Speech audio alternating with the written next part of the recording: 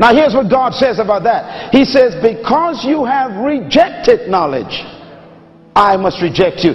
It's impossible to reject something that was not available.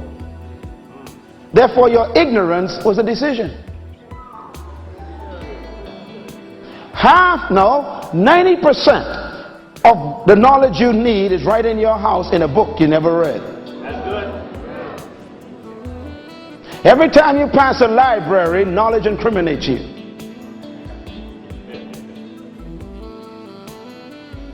God says you are perishing because you lack knowledge. So don't blame it on the devil. Don't blame it on your mother-in-law. Don't blame it on your teacher. Don't blame it on the school system. You don't need a teacher to learn. Oh, come on, say something, Minnesota. Some of y'all blamed it on the education department. You don't need a professor to make you read a book. I'll never forget the day when I walked on the premises of the university I attended. I walked into my first class, freshman, and here comes this professor. And I was so excited, all my books, and I sat there ready, eager to learn. And I saw this great bank of reservoir of knowledge walk into the room. And I said to myself, I'm going to learn so much from this great man. And he stood there for 5 minutes and says, good morning. I'm glad that you are here today. Our course of study shall last for this semester. You have 5 books to read. Tonight I want you to take the first book, read the first 5 chapters, write a paper. I'll see you tomorrow.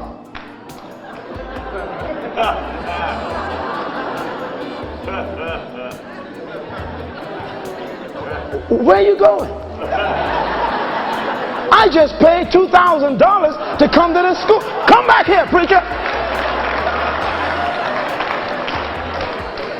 And he left. And I got mad. And I said, wait a minute. I just paid $2,000 tuition and another $1,600 for room and board. And I bought all these books for hundreds of dollars. And the man spent 5 minutes in the class.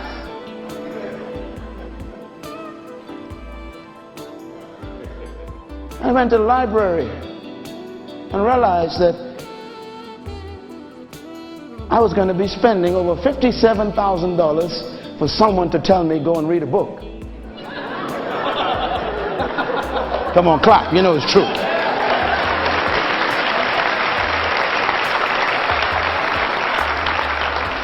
Knowledge is the key to freedom. But the key to knowledge got to be checked carefully. I used to think that knowledge was power. That's not necessarily true, because you can learn the wrong thing.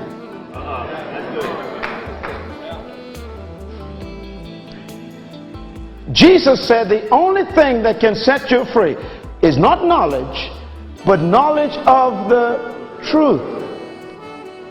It's dangerous to learn the wrong thing well. Some people are experts in error. Come on, talk to me. So knowledge doesn't mean you're smart, because what you may have learned may not be true.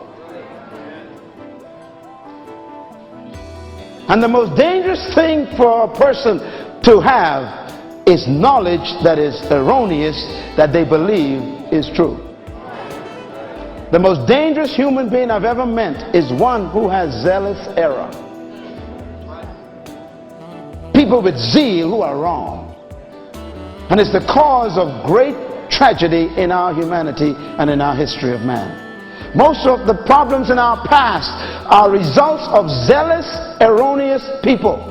People who had information that was erroneous, it was wrong, but they thought it was right and they were zealous. Hitler, for example, believed that everybody else was subhuman and the Aryan race was the only true human race. And that error made him massacre millions of people.